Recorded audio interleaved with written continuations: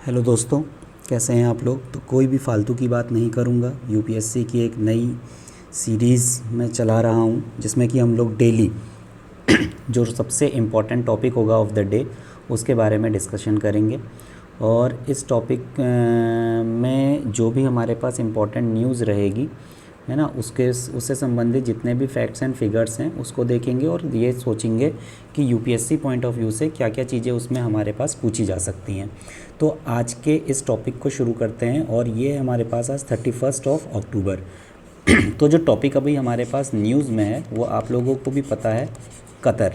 ठीक है ना। और ये न्यूज़ में क्यों है, क्योंकि अभी आपको पता चला होगा कि जो इंडिया के 8 नेवी के सेलर्स थे, ठीक है ना, सोल्जर्स थे, ये कह सकते हैं, जिन्होंने एक्स नेवी ऑफिशियल्स थे, उनको कतर की सरकार ने फांसी की सज़ा सुना दी है।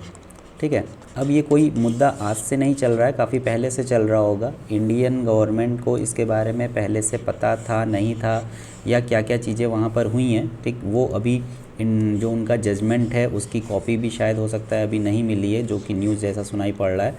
तो ओवरऑल क्या इसमें डेवलपमेंट्स हो रहे हैं इसके बारे में अभी बहुत अच्छे से जानकारी नहीं है, लेकिन फ़िलहाल हमारे जो MEA ministry of external affairs है उसकी तरफ से आधिकारिक बयान जारी किए जा रहे हैं कि जो हमारे एक्सटर्नल अफेयर्स मिनिस्टर हैं एस जयशंकर जी, तो उन्होंने भी ये कहा है कि फैमिली से कि हम लगातार कोशिश कर रहे हैं कतर सरकार के साथ संपर्क करने की। फ़िलहाल हमें इससे मतलब नहीं है, ठीक है ना।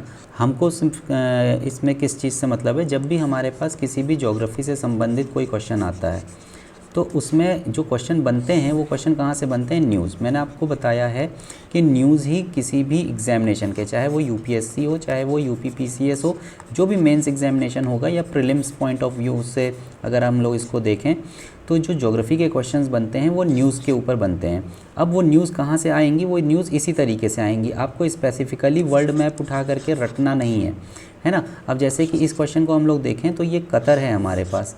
अब इस कतर के आसपास देखिए क्या क्या चीज़ें हमसे इसमें पूछी जा सकती हैं जो कि हमारी ज्योग्राफी पे बेस्ड रहेंगी।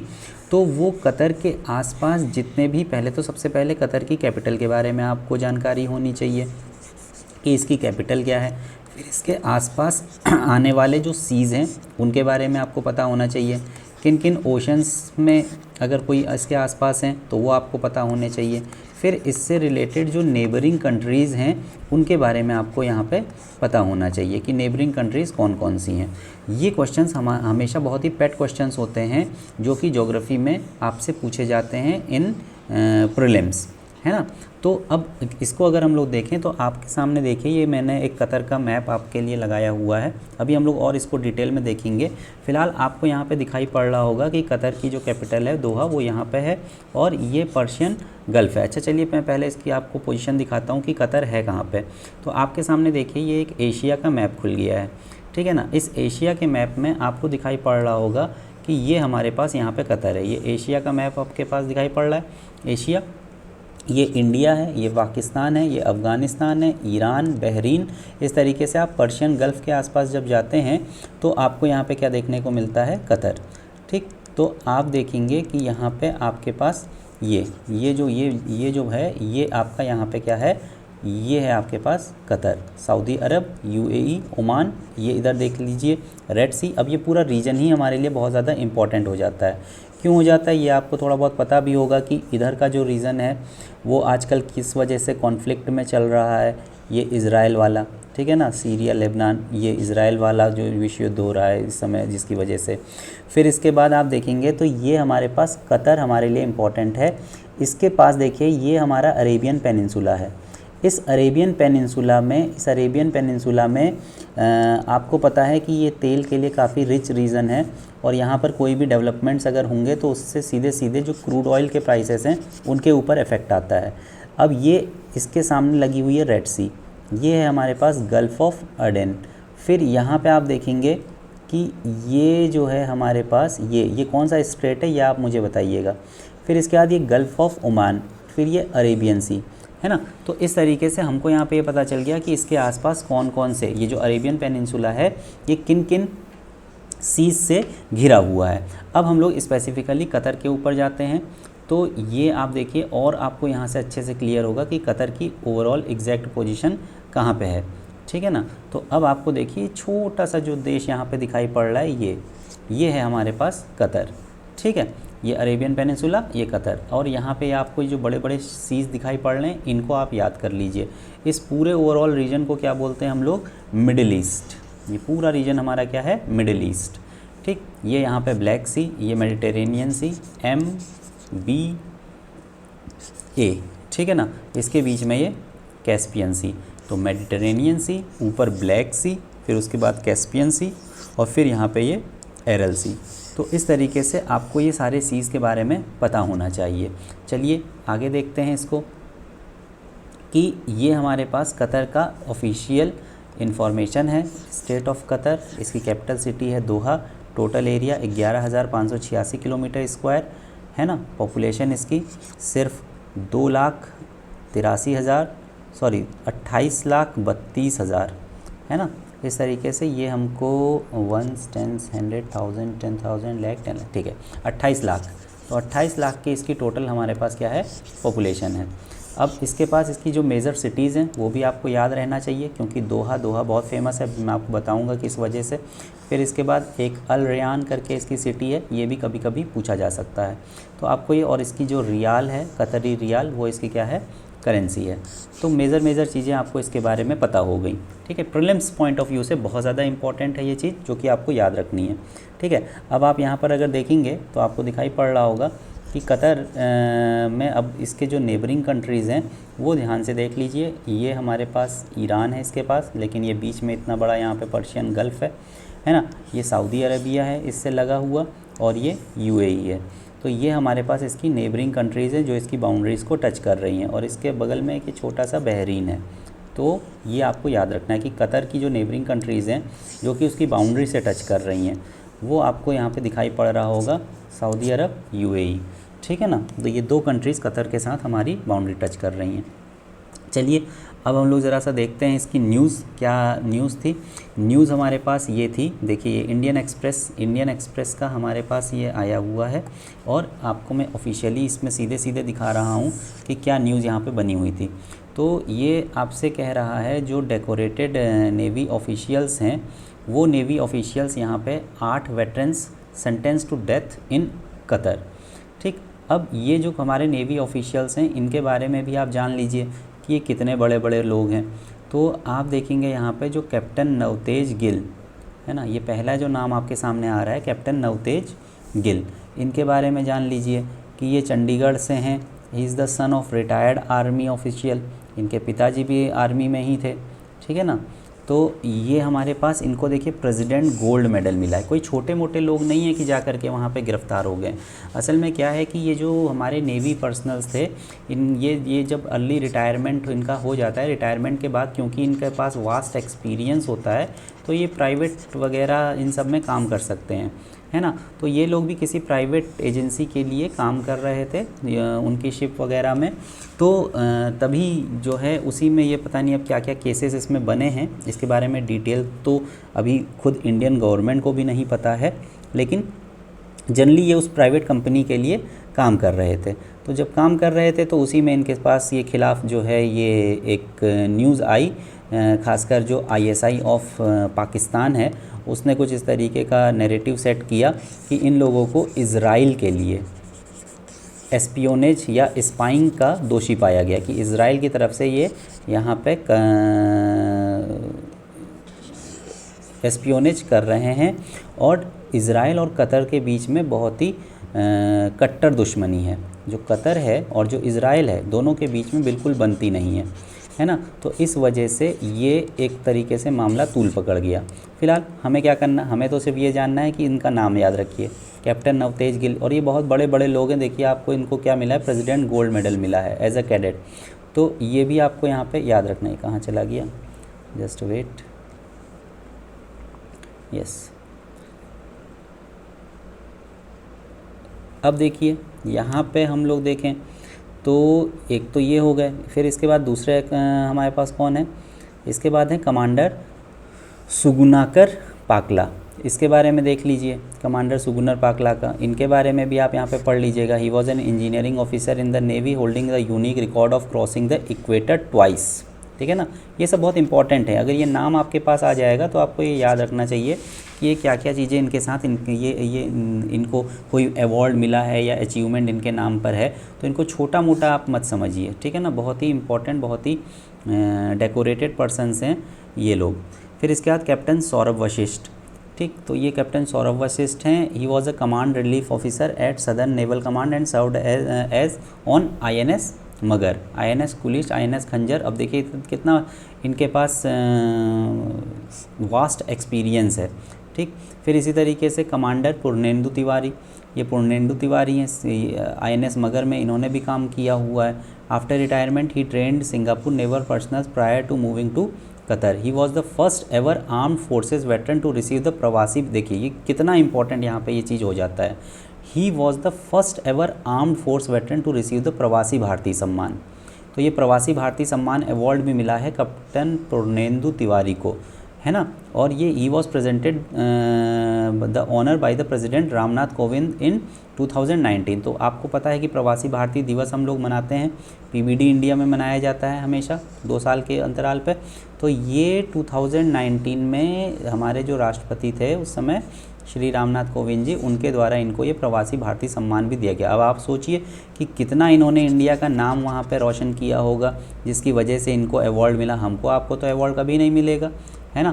तो ये कोई छोटे मोटे लोग नहीं हैं, ये भारत के लिए बहुत ही मतलब कह सकते हैं डिप्लोमेटिक स्तर पे इसको परस्यू करने वाला केस है।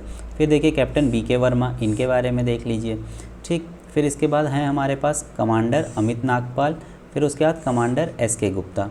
तो इस तरीके से ये हमारे पास लास्ट है रागेश, ही was the seller in navy non commissioned officer. तो इस तरीके से ये 8 लोग हमारे फंस चुके हैं कतर में। अब कतर के ऊपर आ जाते हैं। आप कतर पे आएंगे तो ये देखिए मैं ब्रिटानिया की ऑफिशियल साइट पे चला गया हूँ, जिससे हमको ये सारी इन्फॉर्मेशन मिलती चली जाएगी। अब इसमें मैं आपको दिखाता हूँ कि कतर के लिए अगर हम लोग यहाँ पर देखें तो इसको मैं इसको यहाँ पर जाता हूँ और ये देखिए, ठीक है। अब आप यहाँ से देखते जाइए कि ये कतर जो है इसकी ओवरऑल पोजीशन आपको यहाँ पे बहुत अच्छे से दिखाई पड़ेगी, ठीक है ना। ये कतर मैं यहाँ पे आपको समझाता चला जाऊँगा। ये देखिए है, ये हमारे पास अरेबियन पेनिनसुला है और ये हमारे पास छोटा सा कतर था। इस कतर को हमने यहाँ पे एक्सपेंड कर दिया। अब आपको यहाँ पे दिखाई पड़ रहा होगा Bahrain, Saudi Arab and UAE। तो ये क्वेश्चन तो बहुत इंपॉर्टेंट क्वेश्चन है कि इसकी बाउंड्री को छूता हुआ कौन सा एक सिंगल नेशन आपको यहाँ पे दिख रहा है, सऊदी अरब।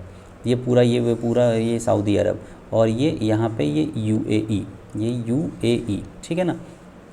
अब आप देखें ध्यान से कि ये कतर का जो कैपिटल था दोहा, वो यहाँ पर है एक दोहा, पर्शियन गल्फ। बहुत इंपॉर्टेंट, बार बार मैं आपको बता रहा हूँ, this is very very very important, ठीक है।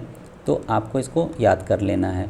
चलिए नेक्स्ट देखते हैं इसमें क्या बता रहा है, कुछ और बातें पता चल रही है। देखिए ओवरऑल पोजीशन इसकी देख लीजिए आप, ठीक। कौन कौन से इसके आसपास के नेशंस हैं इनको बहुत ध्यान से देख लीजिए। ये आपके पास यहाँ पे कतर नज़र आ रहा होगा, फिर ये Iraq, Iran, Kuwait, Bahrain, Saudi Arab, Yemen, Oman, UAE। देखिए यही क्वेश्चंस आपसे बना करके वहाँ पूछ लिया जाएगा कि कतर को टच करने वाला कौन सा है। तो आपको यहाँ पे बहुत अच्छे से पता होना चाहिए कि कतर को केवल सऊदी अरेबिया टच कर रहा है। और अगर यहाँ पे नेबरिंग कंट्रीज़ आपको दिखा दिए जाएंगे तो ये देख सकते हैं आप, पर्शियन गल्फ़ के आसपास जो भी इसकी कंट्रीज़ हैं वो सारी कंट्रीज़ आपके सामने यहाँ पे खुली हुई हैं। तो आप चाहे तो इसका स्क्रीनशॉट भी ले सकते हैं, ठीक है ना, वरना आपको ये ब्रिटानिया में मिल ही जाएगा, अपने नोट्स वहाँ से बना लेना है। फिर इसके बाद देखो नेक्स्ट क्या बात बता रहा है, ये देखिए कतर कितना खूबसूरत यहाँ से आपको नज़र आ रहा होगा। फिर ये देखिए अब यहाँ पे आपको फिर से वही चीज़ है, ये ज्योग्राफी के पॉइंट ऑफ व्यू से अब ये अलग अलग चीज़ें यहाँ पे आपको बताई। देखिए एक और चीज़ मुझे यहाँ पे दिखाई पड़ रही है, ट्रॉपिक ऑफ कैंसर के ऊपर लाई करता है ये भी क्वेश्चन पूछा जाता है, ठीक है ना। फिर ये देखिए रैकन पॉइंट, अल मक्ताब पॉइंट, ठीक है ना। फिर इसके बाद ये गल्फ़ ऑफ बहरीन, फिर ये सलवा बे।